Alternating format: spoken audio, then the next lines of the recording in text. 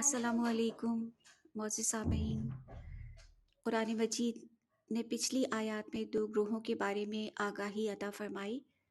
एक ग्रुप को हुदम मिन रब्बिहिम के उन्वान से मुतारिफ़ करवाया, यानी वो सलीमुल फ़ितरत हस्तियाँ जिन्होंने अपने रब के बयान करदा हक़ाइक़ को फ़ौरन कबूल कर लिया। इसकी वजह ये बयान हुई कि उन्होंने उस फ़ितरत को जिस पर रब्बुल आलमीन ने इंसान को पैदा फरमाया है ज़िंदा रखा, और अल्लाह के नज़दीक यही कामयाब ग्रोह है। दूसरे ग्रोह को कफरू कहकर उनकी शख्सियत, सिफ़ात और कैफ़ियत पर रोशनी डाली। उनकी फ़ितरत ने हक़ाइक़ को तस्लीम किया, लेकिन उन्होंने अपने दुनियावी मुफादात, तासुबात, ख्वाहिशात को मुक़द्दम रखते हुए हक़ाइक़ को ना मानने का फ़ैसला किया और फ़ितरत के ख़िलाफ़ चले। अपने लिए गलत रास्ते का खुद इंतखाब किया। रब्बुल आलमीन ने उनके लिए अज़ाब अज़ीम का ऐलान किया। कुरान मजीद की तालीमात की रोशनी में हम अपना जायज़ा लें और अपनी इस्लाह की पूरी पूरी कोशिश करें। फ़ितरत पर चलना कामयाबी का हुसूल है और गैर फ़ितरी रास्ता नाकामी से दो चार करता है, और हमेशा की ज़िंदगी आखिरत की ही है, मुश्किलात का शिकार हो जाएगी। आज हम एक तीसरे और ग्रोह के बारे में कुरान मजीद की वजाहत पढ़ेंगे। औज़ु बिल्लाहि मिनश शैतानिर रजीम, बिस्मिल्लाहिर रहमानिर रहीम। व मिनन नासी मन यक़ूलु आमन्ना बिल्लाहि व बिल यौमिल आखिरि व मा हुम बिमुमिनीन।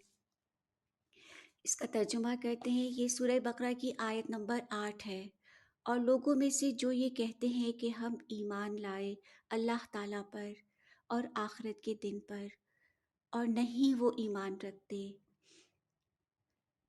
तफसीर करते हैं। पैगंबर खुदा मोहम्मद मुस्तफ़ा सल्लल्लाहु अलैहि वसल्लम हिजरत करके यसरब तशरीफ़ ला चुके थे। यहाँ आप सल्लल्लाहु अलैहि वसल्लम के मुखातिबीन में यहूद व नसारा और मुश्रिकीन अरब के दो कबाइल औस व खज़रज के अफराद शामिल थे। इनमें से कुछ लोग वो थे कि जब उन्हें दावत हक़ मिली उन्होंने कबूल कर ली।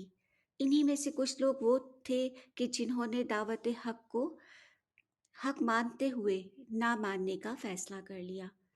यहूद व नसारा और औस व खज़रज के कुछ लोग जो यहूदियों के साथी भी थे और इस सूरत हाल में उनकी हिमायत कर रहे थे। कौन हिमायत कर रहे थे?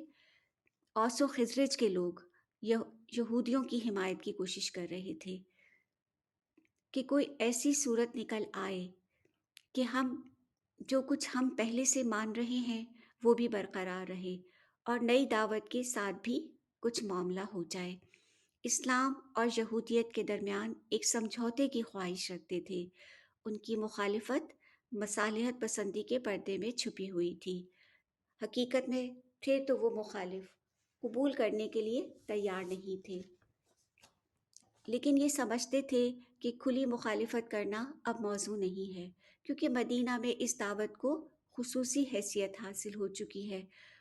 औस व खज़रज कबाइल के कुछ रऊसा भी ईमान ले आए थे। इस सूरत हाल में वो ख्याल करते थे कि खुली मुखालिफत की सूरत में उन्हें बड़ी मुश्किलात का सामना करना पड़ेगा। मसालिहत की ये तजवीज़ उन्होंने पेश की कि दीन की जो बुनियादी दावत है उसमें यहूदियत और इस्लाम में इश्तराक है, यानी अल्लाह ताला को मानिए, आखिरत को मानिए और अच्छा अमल कीजिए। लिहाजा यहूद से इसरार ना किया जाए कि वो इस आने वाले पैगंबर मोहम्मद मुस्तफ़ा सल्लल्लाहु अलैहि वसल्लम और उन पर नाज़िल होने वाली किताब पर ईमान लाएं। ये एक बहुत बड़ा मुतालबा है कि यहूद, नसारा, मुशरिकीन अरब अपनी शनाख्त छोड़ दें और पैगंबर सल्लल्लाहु अलैहि वसल्लम के साथ एक नई शनाख्त बन जाएं। इस तरह यसरब में कशमकश पैदा होगी और अमन बर्बाद होगा। अपने इस अमल को वो इस्लाह की कोशिश ख्याल करते थे। इरशाद बारी ताला है कि ये लोग आखिरत और अल्लाह पर ईमान नहीं रखते। अल्लाह ताला का नबी मोहम्मद मुस्तफ़ा सल्लल्लाहु अलैहि वसल्लम इन्हीं बुनियादी मुतालिबात यानी अल्लाह और आखिरत पर ईमान और अच्छे आमाल अंजाम देने में जो कमी बेशी इंसानों की तरफ से हो गई हैं वही पूरी करने आए हैं। وہ محض اپنی شناخت، اپنے تعصبات کو قائم رکھنے کے لیے یہ مصالحت کی تجویز پیش کر رہے تھے۔ جب اللہ کا پیغمبر ان کے درمیان آ گیا تو وہ یہ نہیں کہہ سکتے تھے کہ آپ کے لیے پیغمبر کی باتوں کو سننا ضروری نہیں۔ یہ بہت بڑا جرم ہے۔ صدق اللہ العلی العظیم۔